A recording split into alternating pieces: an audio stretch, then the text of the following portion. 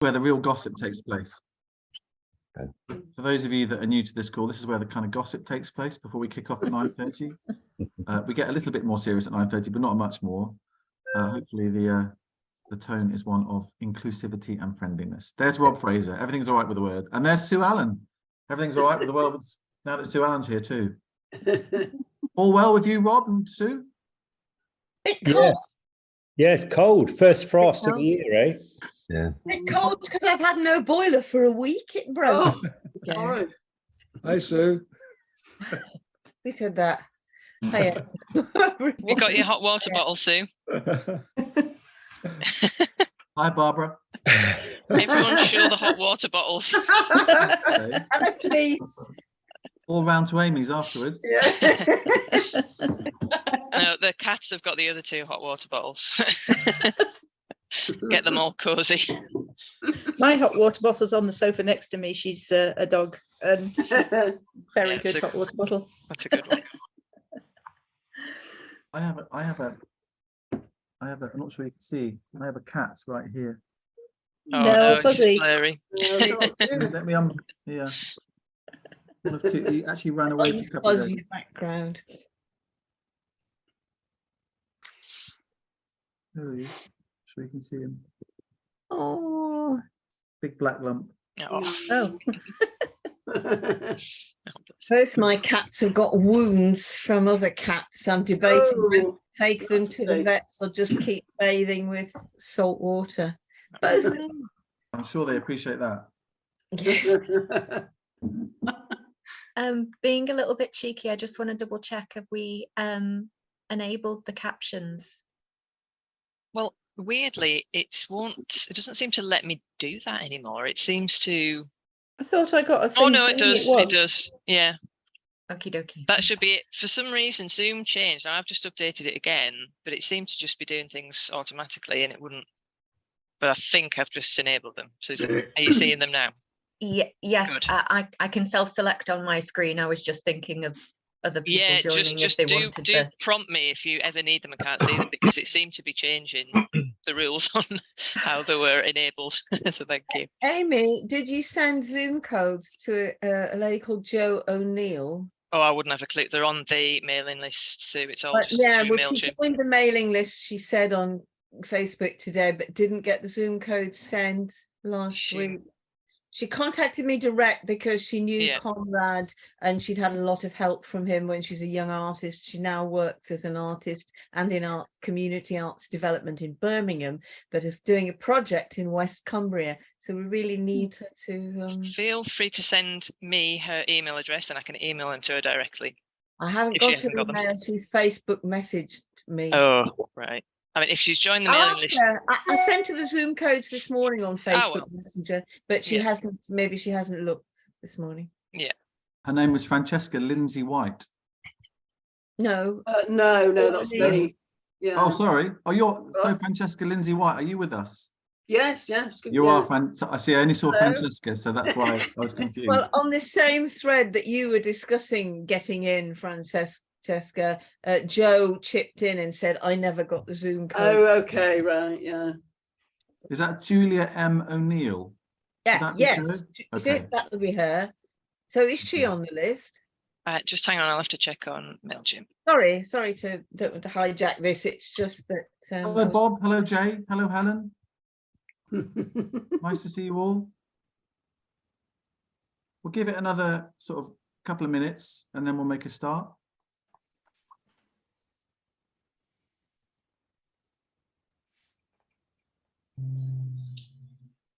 A few calls ago, I raised a topic and put it on the website, all about village halls and how to improve audio-visual in a couple of halls near us, and collecting details on specifications and so forth. And we're moving forward with this. But in South Copeland, we've had a bit of a leg up, a nuclear leg up. All these things are nuclear nowadays.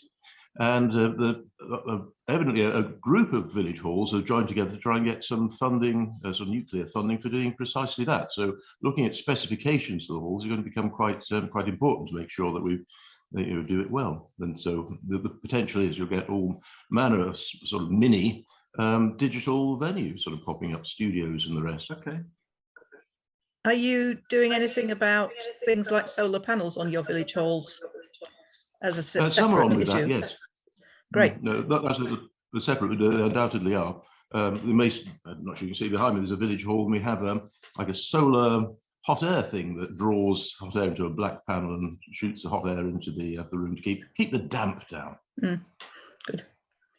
But what we're doing really is trying to migrate from the old slideshow approach to all the marvelous new and extremely cheap digital things. Excellent. I know there's the Village Hall Facebook group for Cumbria as well that Jonathan, might be worth, if you're not familiar with it already, might be worth, if you've got, wanted to share that message, speak it out on Facebook. I put it on the network's Facebook group and have had some replies, some very helpful. And I was just saying there's a Village Hall Facebook group for Cumbria as well, if you wanted to seek that out. Hello to people just joining. Hi Bob. Hi Karen. Hi Colin. Who else we got? Another Karen as well. Ian, Amy, Tim, George. Might have said George already, can't remember. Nice to see you all.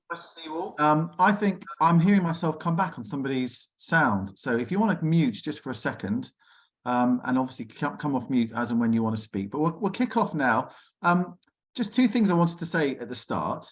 One is lots of organisations in Cumbria are finding out right now about their National Portfolio Organisation, NPO, funding for the next 3 years. And for all I know, there are people who are applying who aren't NPOs already to become NPOs. These are sort of, so for those of you who don't know, these are sort of normally 3-year agreements for funding from the Arts Council, which allows bigger organisations to plan a bit more, etc., etc. So just quite a stressful time for quite a few people in the arts community right now, this morning, in Cumbria and across England, because this is the Arts Council of England. So there's 1 or 2 people that would normally be here that aren't here this morning, and let's hope, fingers crossed, they're getting good news this morning. It was all delayed by 2 weeks because of the Tories trying to sort out who should be the Prime Minister and who should be the Chancellor and who should be the Culture Secretary.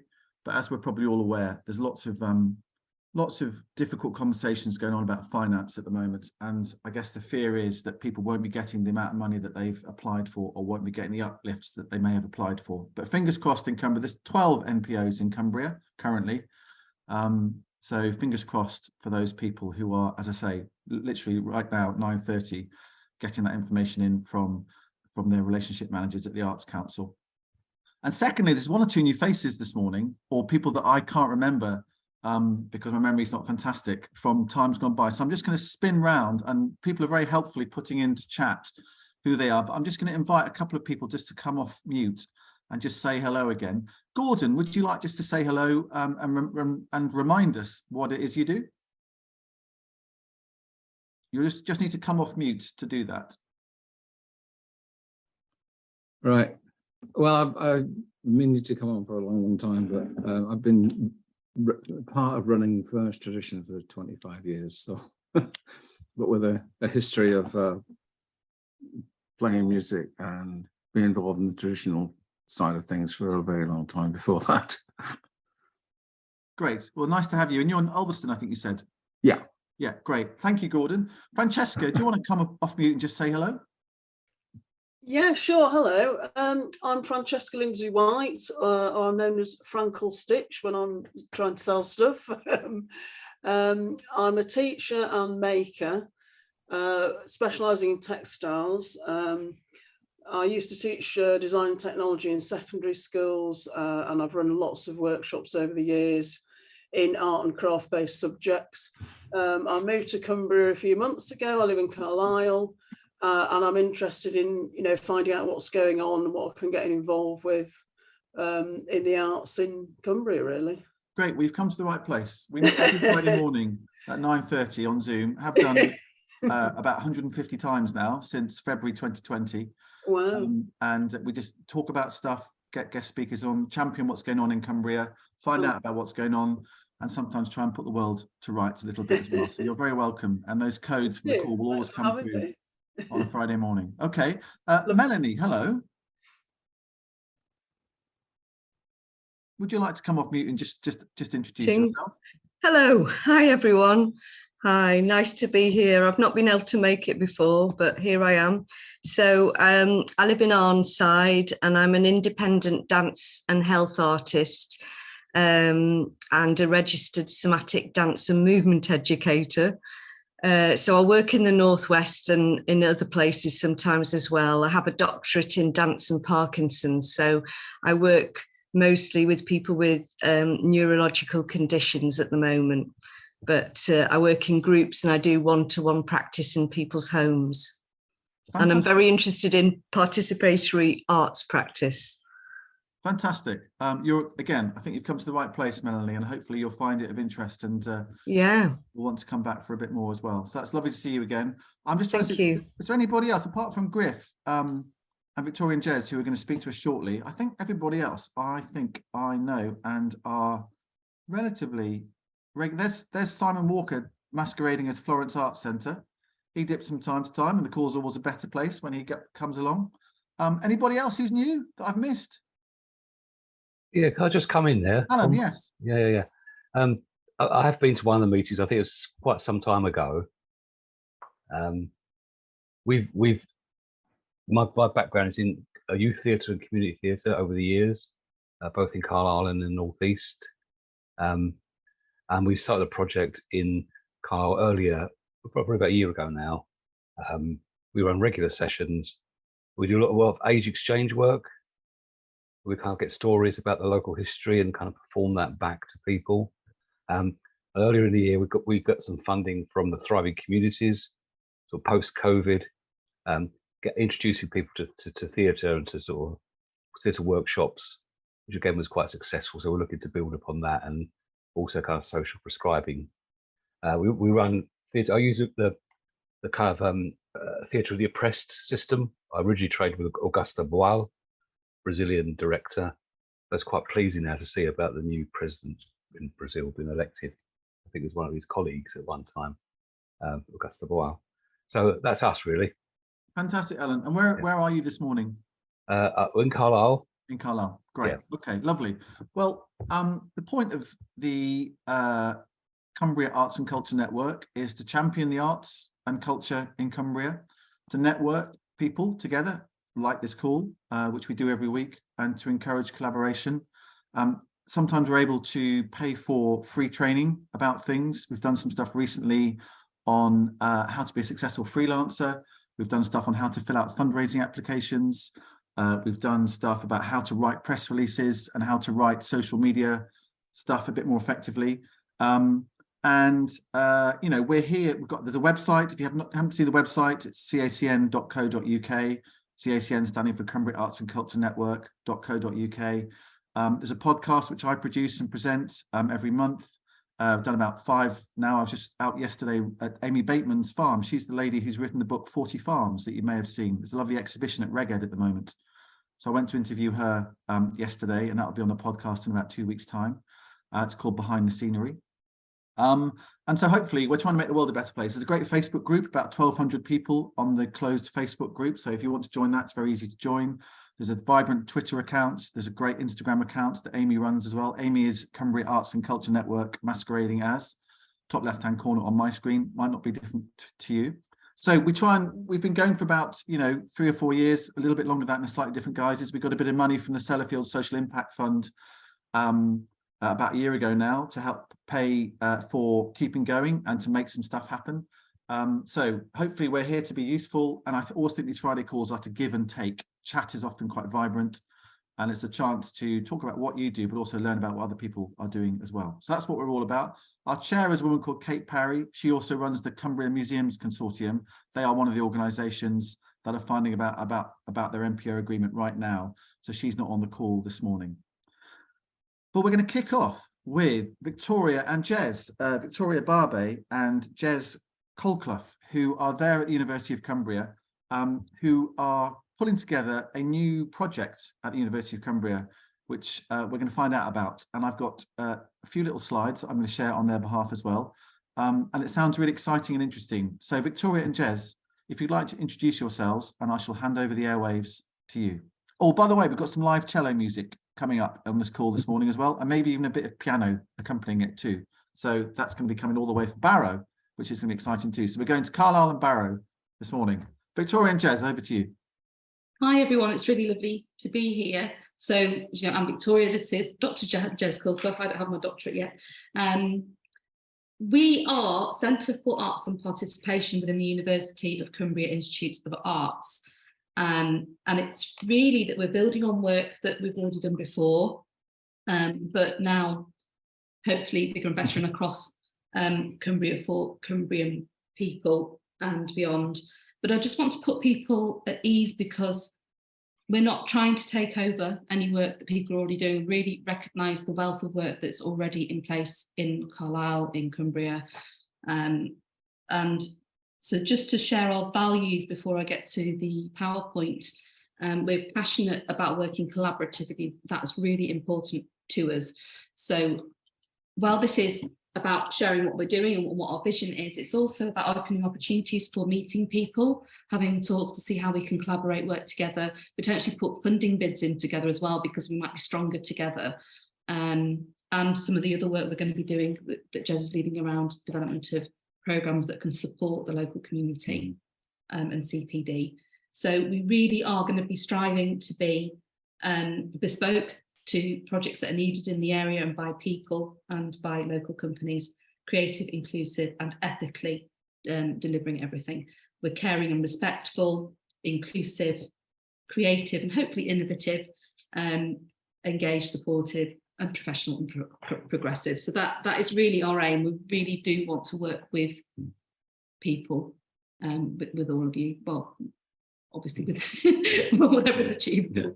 Could we have the slides now, please? Yes, you can. Here they come. Thank you very much.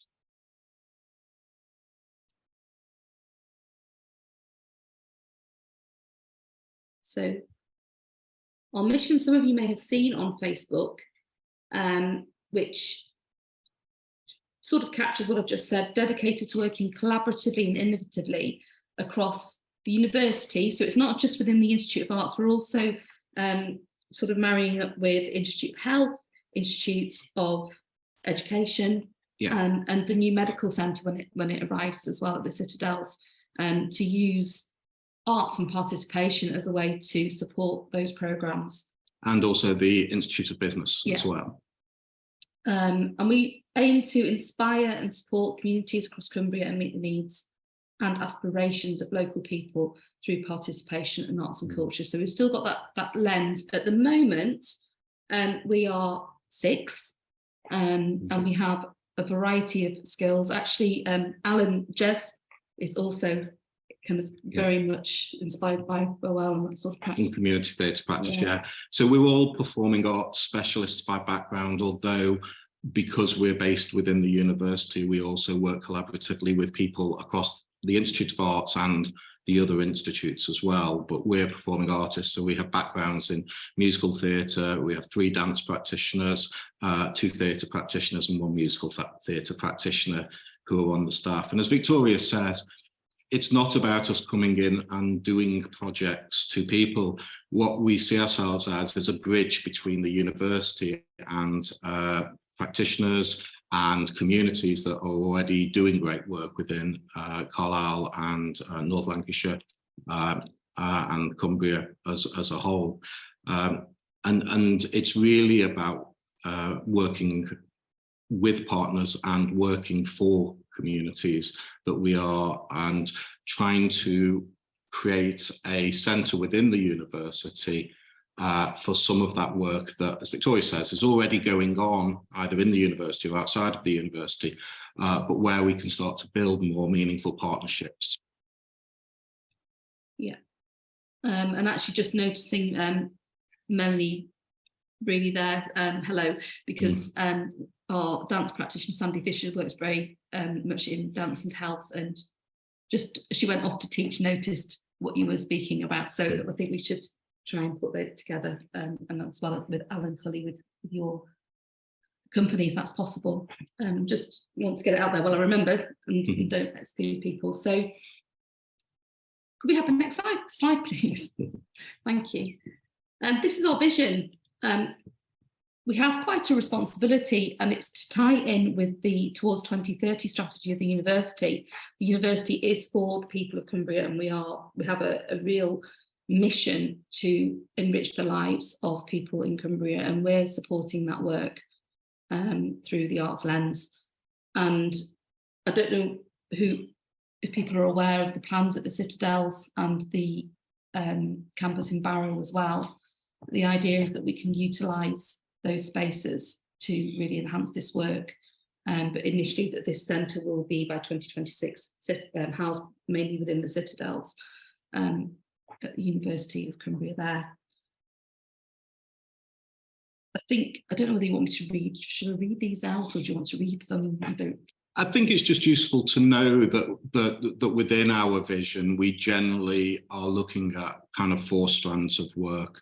So some of the work we do will be around enterprise. So how can we work alongside and add value to local businesses? Some of our work will be about community engagement and how we can work with groups within the community to promote and to support their needs. There is an agenda around how we can use arts and participation to meet regional health agendas, working with community groups, working with agencies in the region. And there's also that 4th strand, which is kind of broadly speaking opportunity, which is about trying to build that bridge between the university and the community so that we can encourage people to meet their agendas either through engagement with the university, whether that be through short courses or through more formal long courses. And so these are the areas where we are looking to work, essentially. And so Victoria has a kind of lead in some of these areas, and I have a lead in some of these other areas, but all 6 of us will be looking to develop projects and to work with partners to help them in and around these 4 areas. It's also worth mentioning that we've got a network of people around us. So whilst this centre is new, we do have research centres already very established within the university. So, for instance, if we could help come in and evaluate projects, to get sort of footprints of proof that arts is really useful, to get more funding, and we've got those people behind us that can support. Our business development manager, Karen Jones, is here, very experienced in making funding bids and supporting. Sorry, Karen, I hope you don't mind me mentioning your name like that. And then also our director of the Institute, Dr. Colette Conroy, incredibly experienced in community drama and work and research. So there's that strand. There's going to be CPD to support people working out in the community as the leaders, but also younger people coming through or people that want to refocus. There's going to be enterprise opportunities and opportunities to try and build confidence and well-being as well. Have I said everything? I think so, yeah. So really, I mean, it's often what I think we'll be looking at is or 99% of the time, what we're looking to do is partner with people. So it might be, for instance, you've got a great project, but we can help with an impact evaluation. It may improve your chances of getting funding if you can say that you're partnering with the university in some ways. And so, you know, and it may be that there are ways in which we can engage in terms of training or qualificatory courses that may be useful within the community as well. But I think we're talking in broad principles here, and I think there's a reason for that, and that's because each project we will partner with people on will be different. It's very hard to talk in very concrete specifics because part of that kind of collaborative process is for you to tell us how we can help with you or work with you or what value we can bring to you in that respect, rather than for us to say we can do this for you always or impose our values onto practitioners or communities, which is obviously, you know, not the kind of route that makes for good participatory work. It could be that you feel that you could help us with the expertise that you have to come in and work with us. An example of a pilot project we've had and we've called Lots to Shout About in response to young people feeling I think it was in the news recently as well, actually, just to sort of very, very broadly back that up, but struggling with communication particularly after lockdown.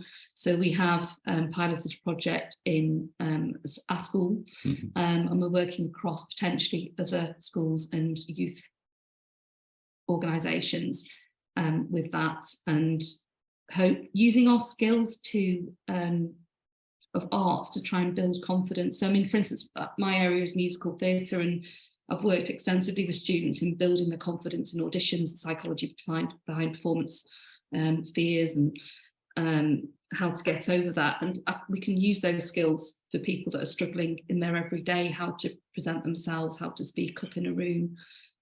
So it's adapting the skills that we've got as well, and really open to conversation to see how we can work together. Part of that project as well, this just goes back to this idea of using our skills, is that myself and some of my colleagues are also working with, I mean, we're currently working on conversations with 4 schools. We've already delivered to 1 school, but there's 3 other schools that we're currently working with. And so one of the things that I'm doing from a kind of theatre background and a writing background, which is my background, is developing storytelling projects which are designed to boost people's kind of confidence and communication, but also their kind of efficacy and their willingness to share and open up about things that are very important for their kind of mental health and well-being. So these are projects that are drawing on some of our past teaching experience and some of our past academic work, but also our work as kind of practitioners within the fields that we do. But there's also that kind of research element that we're interested in as well. And one of the things that we're kind of aware of is the importance of kind of measuring the impact of our work and being able to communicate that in a world that doesn't always, outside of these walls, value politically, in the political environment, value the arts perhaps as much as we would like. I think now, I mean, that's us in a nutshell. We're going to be having a launch. We need to pin the date down. It may be in December. It may actually be in the new year, which might be more convenient to people with everything that's been happening with Arts Council funding, etc. So we will keep you updated on that. But I'd love to hear initial thoughts, and thank you for some of the comments in the box as well. I'll just chip in to begin with, but absolutely, if you want to ask Victoria and Jez a question, just stick your hand up so I can see you on the screen, or just do it electronically in the way that Barbara just has then. But Victoria and Jez, so is this, you know, is this, what's the reasoning behind this new development? Is it some new money? Is it something stopping happening and this starting happening in its place?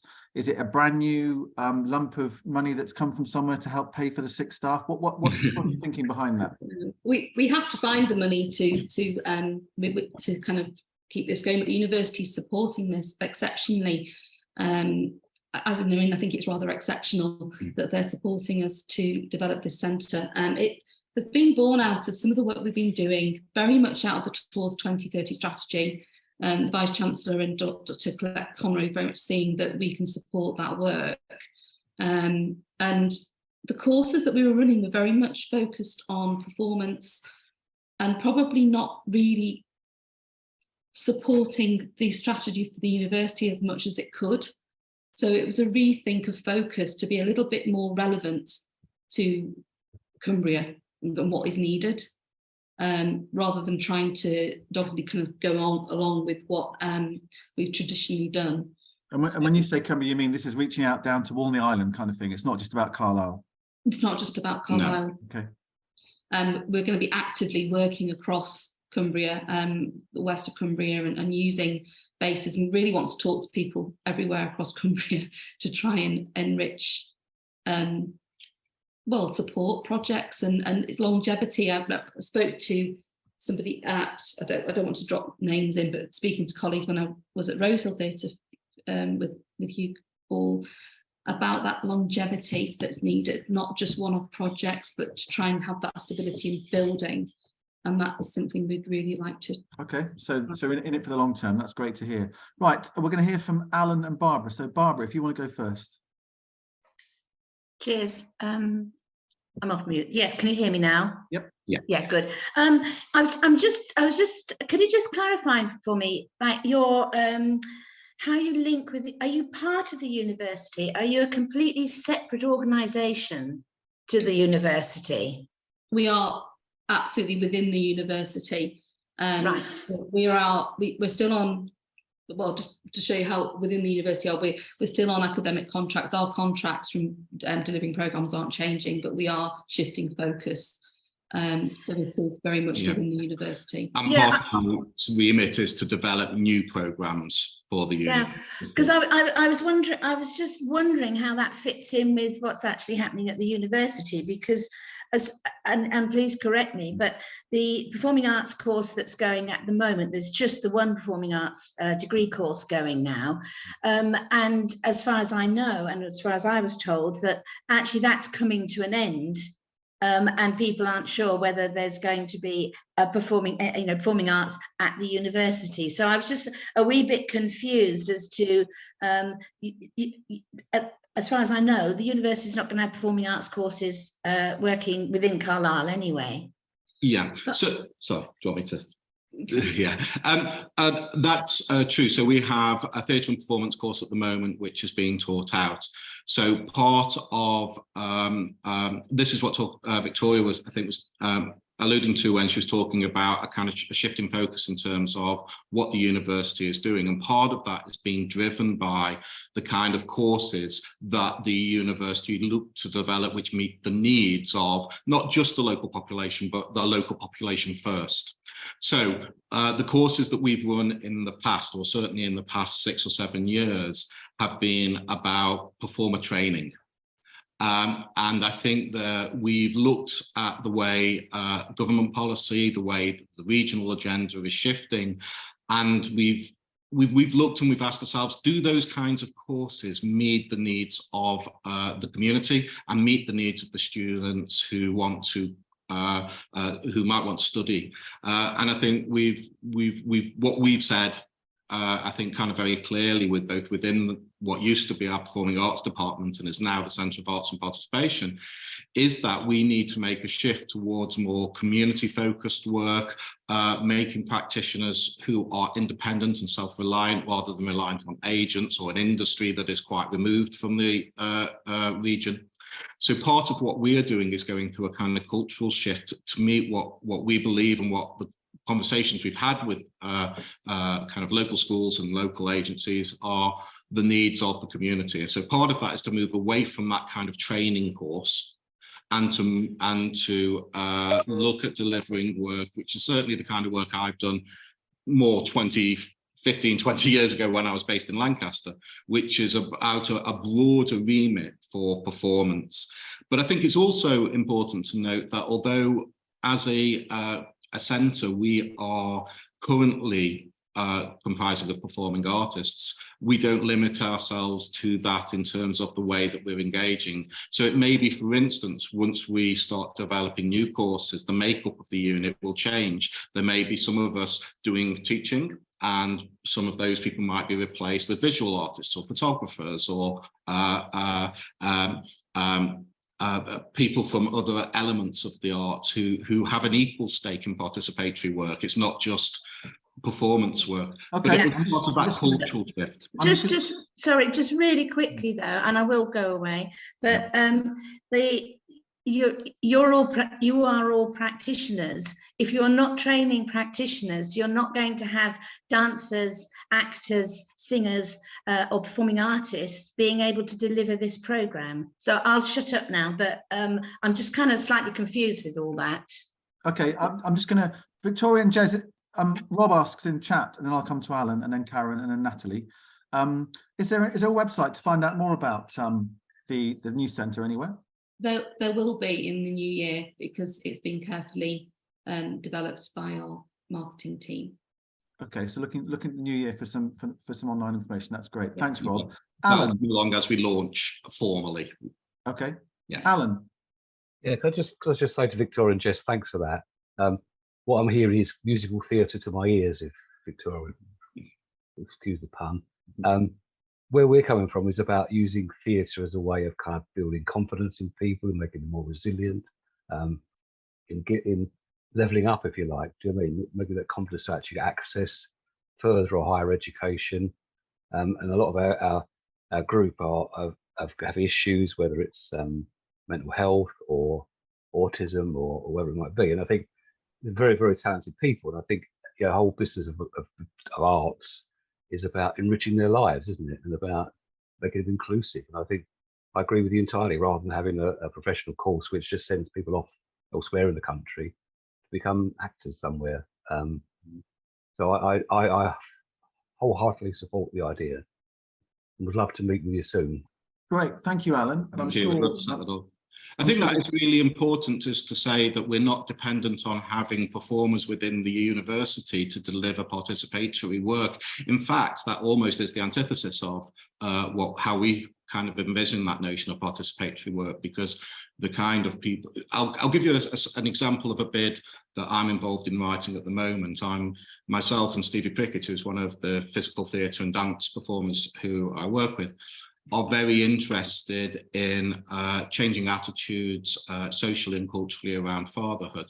So we're going to be using verbatim theatre techniques to interview groups of fathers to explore their experiences of fatherhood, with a view in the future to creating a piece of performance work that wouldn't be with students, that might be with professional performers who are locally based and community based, to then engage with people around some of the mental health issues that fathers face, some of the systemic and kind of cultural barriers fathers face.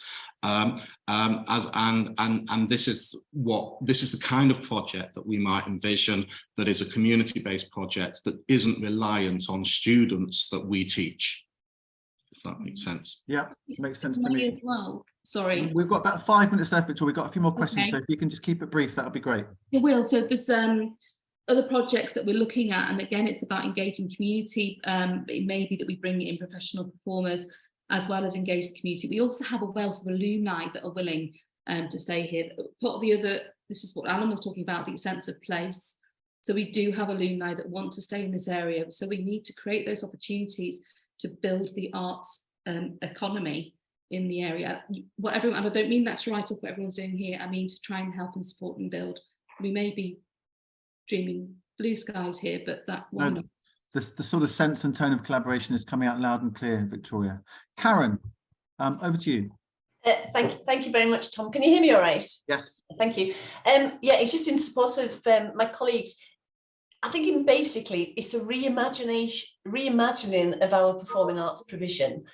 Performing arts hasn't been recruiting to an undergraduate programme for quite a few years, and there has been a decline, not just in Cumbria, but nationally.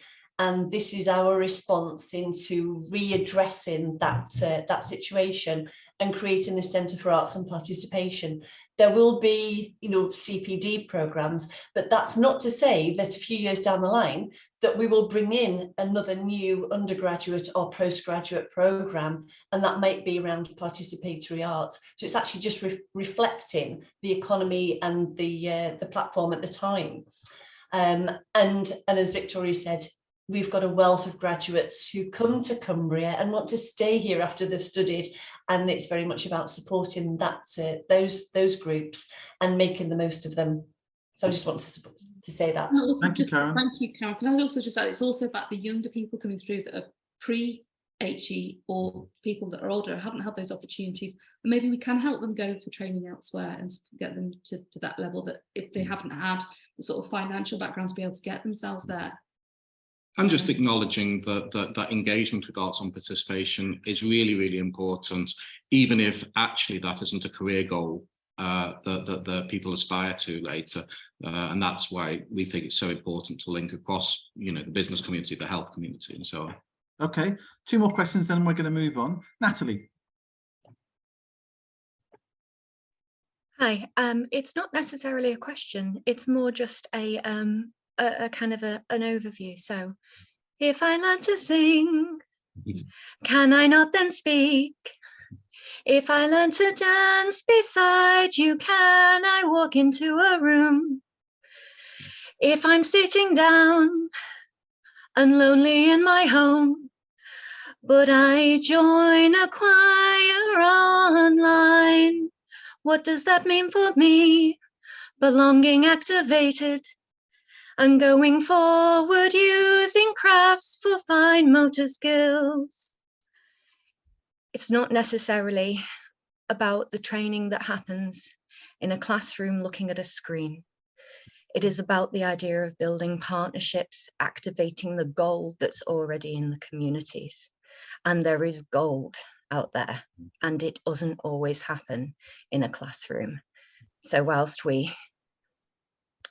degrees, and I love my degree and I love being part of the sorry, getting bubbled now, getting bubbly, whilst I love being part of, but completely, absolutely adore belonging to the UOC community, there are people out there with a very different narrative.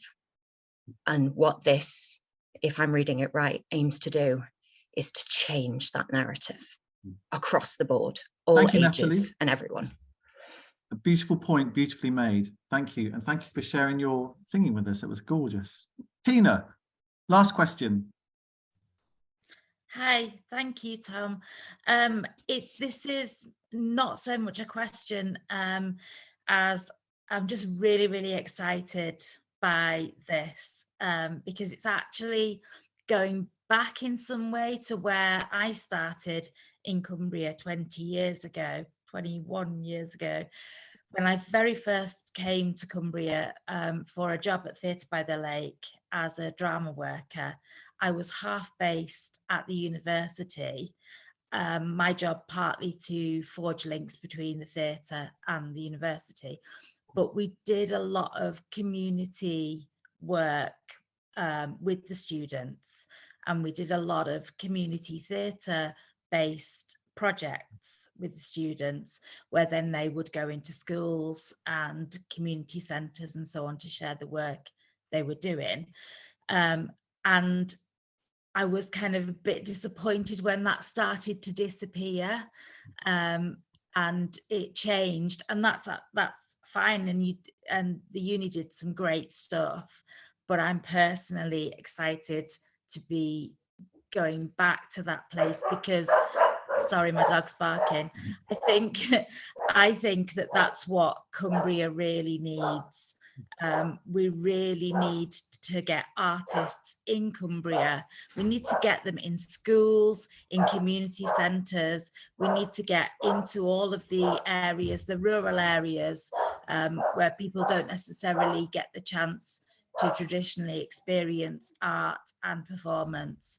And yeah, I just wanted to say it's really exciting. And please, Victoria and Jez, can I keep in touch with you? Because I don't work for Multicultural Cumbria anymore and I have a different email. So if I can share that with you, that would be fantastic. Absolutely, that'd be wonderful. I'm leading on communications. So to say, well, welcome to, but I can put my email for people that want to get in touch. Yeah, so Victoria and Jez, if you could stick your contacts into chat before we finish this morning. But let me just give you 1 minute, in a nutshell, summarise for us what this centre is and why it's going to make the world a better place. Okay. So this centre is, I'm just trying to give it a go in one nutshell. This centre is a centre for the people of Cumbria, and it is there to raise aspiration and support development and well-being. And to give a voice to people that maybe don't have a voice traditionally within the arts. Excellent. That was about 30 seconds. Like a bit of pressure. Yeah. Thank you ever so much. Well, Victoria and Jez, we look forward to staying in touch with you, I think, as a network. Be great to perhaps have you back on again once it's launched and there's some information to look at online. Thank you to everybody for your questions and observations as well. You know, I think it feels like it's going to be a lovely asset, new asset for Cumbria.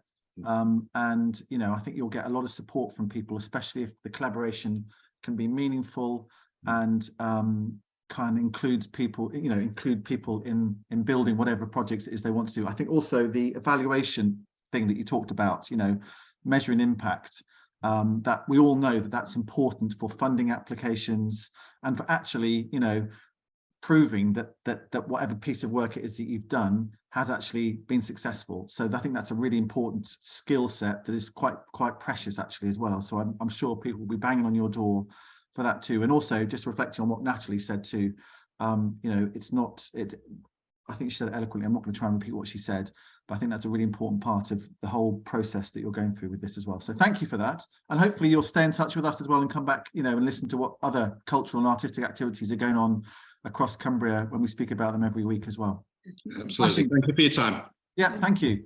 Right, we're going to cross now. We're going to zoom down the M6 and then along the A590 to Barrow, and we're going to hook up with the lovely Griff Wadkin, who's been waiting patiently there, who has already started a whole project of concerts going on in Barrow, classical music concerts, and is going to tell us a bit more about it this morning. So Griff, with the finest set of headphones on this morning as well, over to you. You can tell you're a sound man. Over to you to tell us what you've been doing. Do you have the flyer, Tom? Oh, Tom, you've got. Yes, I do. I'll get that up for you now, Griff, while you carry on talking. Brilliant. So it was a bit of an idea that got out of hand, and now I've ended up living on Walney Island. But I actually from Leicester, and I studied music in Birmingham for 6 years at the Conservatoire. And then lockdown happened, and my performing career kind of halted. So I started to teach online, which kind of provided me with a bit of freedom in choices about what I do next. And I've been coming to Barrow every year for about the last, I'd say about 10 years, to play concerts in St Mary's Church on Duke Street in the town centre. And I've just always really enjoyed it. And those concerts have kind of developed from being in the priest's front room. Father Manny, he's a very passionate amateur pianist. And they kind of developed to the point where we're now in the church, and the church has managed to fundraise for a really, really beautiful piano. And we've been putting on concerts, and they're growing in interest. And I guess the reason I've kind of been hooked by them is that out of all the places I perform, it was the place where I felt the people appreciated it the most. And it was probably it's probably because they don't normally have access to that sort of music in that environment in Barrow. So it's something I've been trying to build. I am much better at communicating if I'm prompted by questions. So any sort of little questions that can get me going. I'm going to ask you a question, Griff. So we'll scroll through would you like to scroll through the brochure in a second? Yeah. And just how did you end up at Walney Island then? And come a bit closer to your microphone if you possibly can. I can turn it up. We wanted to plan the concert series, and it was just meant to be a couple of concerts in the church, and then it got a bit out of hand, and as you can see by the flyer, there's a concert every couple of weeks. And then I messaged the church here and said, if you help me rent somewhere here, so I'm renting a house off the church at the minute, and it's much cheaper than renting in Birmingham in Cumbria, which is good for me. And I teach online to keep myself going, and then in my spare time I've been planning this concert series and performing these concerts. And yeah, I guess that's how I ended up here. And you're classically trained. You obviously, did you train in Birmingham? Yeah, I trained at the Royal Birmingham Conservatoire. I did an undergrad there and a master's degree there. And since graduating, I've been on a training scheme with the CBSO, the orchestra in Birmingham, and I've also played in the Loughborough Opera in the pit there, and just playing recitals and concerts and stuff around the country, stuff like that. And how have you selected the people to come to play in Barrow? Are they friends of yours? Are they people that you've met in orchestras? Just the people who are nice enough to say yes. We've got, Ling Ling, she's playing a concert of Einaudi on Saturday. She's my partner, and we play together all the time, like playing concerts, going into schools and stuff like that, and weddings and many things. And Roman, he's absolutely incredible pianist from Russia. You'll have never seen anything like it. It's absolutely incredible. And he's someone who played with me when I was in the Conservatoire. I was learning Rachmaninoff's cello sonata, which is obviously a Russian cello sonata. And I thought, who'd be the best person to ask? And I was kind of sheepishly saw him in the corridor. And I went, oh, would you play this piece with me? And he agreed. And our relationship's kind of grown from there. Emmanuel Gribben, who you can see on the screen now, he's the priest at the church. And when I was about think I was about 16 and applying for the conservatoires. I didn't have an accompanist who I could play with, and I needed to practice with someone who played the piano. And the priest at my local church said he knew someone who he trained with who was a pianist, and he invited him down, and he spent the weekend learning the piece with me for my audition. And then he invited me to the church in Barrow to come and perform it. And every year since, we've been playing together. He's a very, very good pianist. And Cameron Dickerson, who you see there, he studies at the Royal Northern College of Music. He's Lancashire born, I think, and he's been coming to play concerts at the church every couple of years as well. All right, I'm just going to stop sharing the screen for now. How some of the concerts already have taken place, I know. How have they gone down, and have you got decent audiences?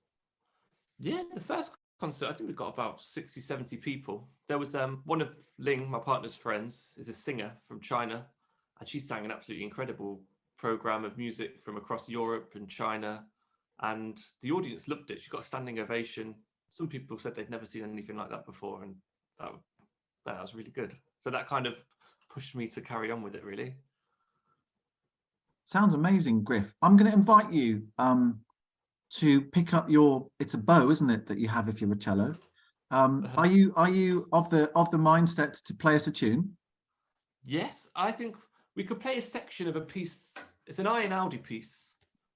You probably, a lot of you have heard of Ludovico Einaudi. And the reason we decided to put on a concert of Einaudi is to try and draw people into the church. It's quite accessible music. You know, we went to a school yesterday, St. Bernard's, I think it was St. Bernard's in Barrow, to show the kids this, and all of them were able to connect with it. And I believe it's a good way in for people to get into live classical music. So yeah, we'll play you a section of a piece by Einaudi. I'll just get Ling to come and play the piano. I'm loving it. So people that are not normally on this call, we don't often do live music on this call. So when we do, terribly wrong, couldn't it? Bit of a treat. Can only go wrong. Hello. Is it Ling? Oh, this is Ling, yeah. Hello, Ling. Hello, everyone. Nice to see you. Oh, she can't hear you. He said it was nice to see you. Oh, nice to see you. Do you want to go from to bar 9? Okay, we'll just play you a short section of this.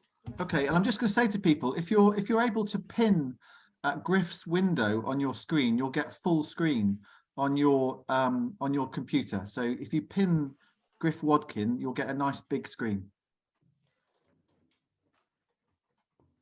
Okay. You ready? You can take it away. Yeah.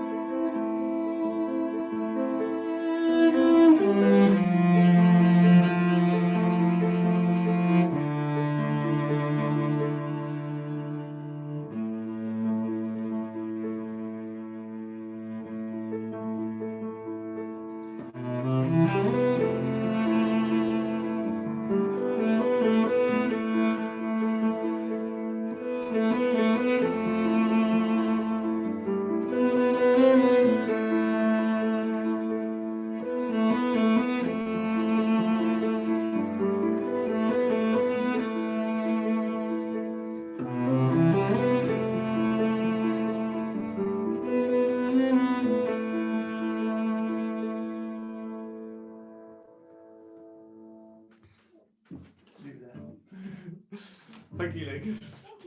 They're clapping, but you can't hear. Well, that was rather gorgeous. Chat is being filled at the moment, Griff, with lots of people saying nice things about. So I'll leave you to read those in due course, and to enjoy those. Has it, you know, do you feel you need support in this project? Do you feel that that you will sustain until Christmas and then sort of see how it goes after that, or what's your sort of slightly longer plan? Well, it has all been done. This initial autumn series has all been done off people's backs. You know, we haven't really had any funding. We haven't. The way we're making money basically is that anyone can come to the concert for free, and people can donate whatever they want. And the reason for that is we wanted to be able to get all the people in the local area in central Barrow around the church to be able to come and listen to the music. And the hope, my maybe foolish hope, but it seems to be working okay, was that, you know, the more affluent people would kind of support that by donating a bit more. And it has kind of worked out well. We've been able to pay musicians a little bit for coming, maybe not as much as they deserve, but an appreciated amount. And we've been able to share music with the local community.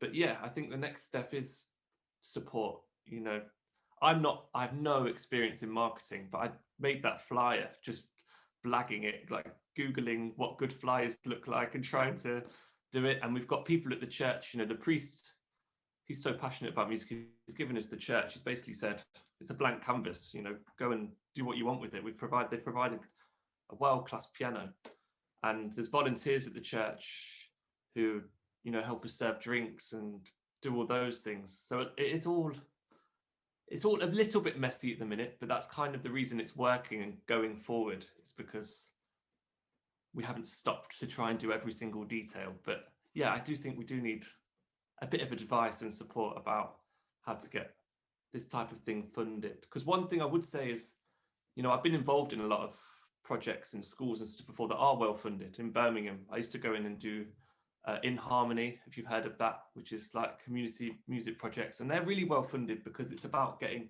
the people to create and getting them being creative, which is fantastic.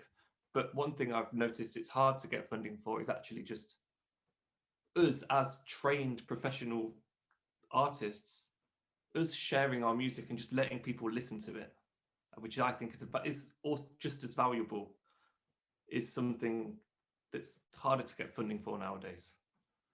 Just providing like a very high class of art and letting people experience that without them having to do anything really, just experiencing it is something which is harder to get funding for. I'm going to come to Andrew, who's got his hand up in a second, but just a couple of comments that I think sort of sum up what people are saying, Griff.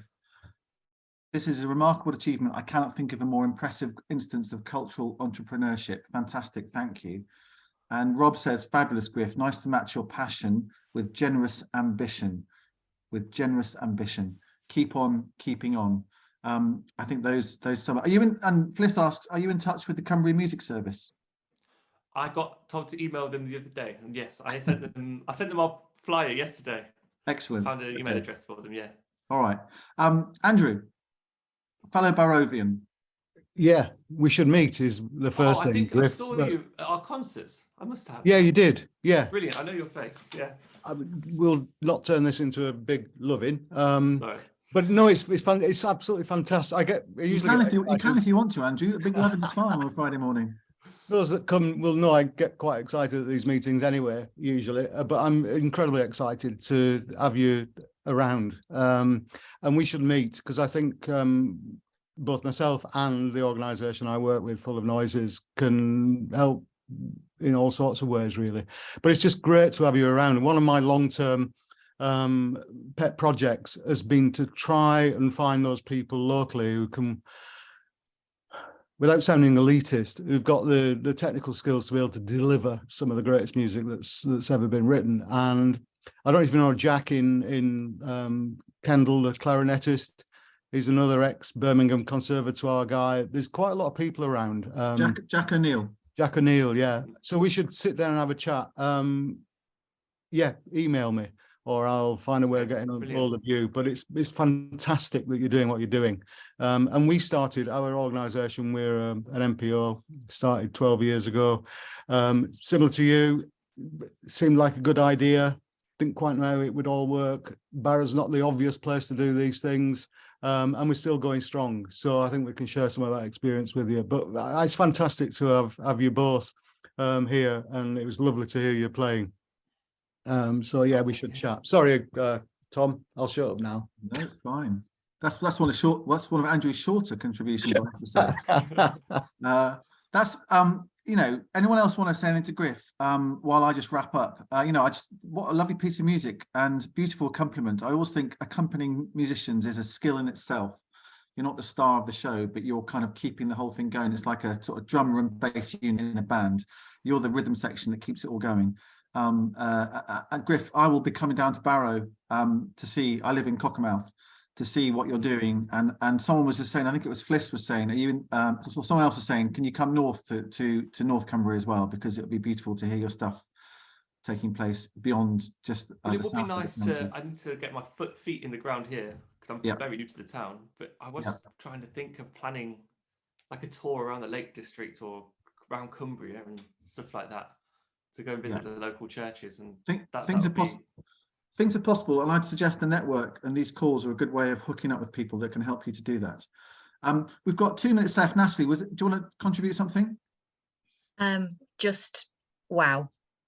The listening to music benefits people in so many different ways, and the fact that you're choosing to go into those environments and you're operating in this philanthropic way means that you've got you have the potential to inspire the other people in the audience to have a go at something. And in addition to that, you've also got serotonin, endorphins, all pulsing through that lovely brain whilst they're listening to your stuff. So thank you. Hear, hear, hear, hear. Griff, before we finish the call, can you pop your email into chat, please? 1 or 2 people are asking for it. Thank you so much for your contribution. Thanks for having me on. No, thank you. It's been, and thank you to Jez and to Victoria as well this morning. Really exciting what's going on at the University of Cumbria. A lovely kind of mix this morning of like big plans strategically, long term, but also to have some live art, some live creativity from Griff and Ningling was just a beautiful way of the second half of the call as well. So thank you very much for your contributions. Next week, by the way, we've got Safina Aziz from Curious Minds coming on. She was originally going to go to the Rose Hill meeting that we had about 6 weeks ago about inclusivity, and she's going to come on. And also, there's a great new print exhibition opening at Florence Arts Centre in Egremont to do with the Hadrian's Wall 1900 exhibition. So Anne Waggett-Knott is going to tell us a bit about that as well. I'll leave the call up for another minute or so that people can look at Griff's contact address there and other messages there. Griff, hope you get a chance to look at chat as well. All the people saying nice things about you, quite rightly. Thank you very much. What normally happens on a Friday is, you know, sort of last few minutes of the call, people tend to drop off, you know, because they've got things to do or better options. All 37 people have stayed on the call this morning, which says something about the quality of the conversation and also of the experience. So it's great to have had you all this morning. I hope you have a nice weekend. The sun is shining here in Cockermouth. I hope it is where you are too. I'm off to see the new film about the 2 friends in Ireland that kind of fall out. Don't know if you heard about it. I'm off to see that tonight in Keswick. So I hope you've got a nice cultural or artistic weekend ahead of you too. And I guess it's bonfire night, fireworks, all that kind of thing if you're into that kind of thing too. Could I just check one thing? Yes. Does this chat save? Amy, do you want to give advice? Yes, I save a copy of the chat and I'm happy to email it over to anyone. So I can email it to you, Griff, if you like. That'd be great. Thank you very much. No problem. All right. Thanks, everybody. It's 10:30. We always finish on time. Hope to see you again sometime soon. Lovely to see all your faces this morning. Thank you. Bye, everyone. Hey, guys. Thanks. Thank you. Bye-bye. Bye. Cheers. It's been brilliant. Bye. Cheers, Phil. Thank you. Bye all. Bye, Rob. Have a lovely weekend. You too.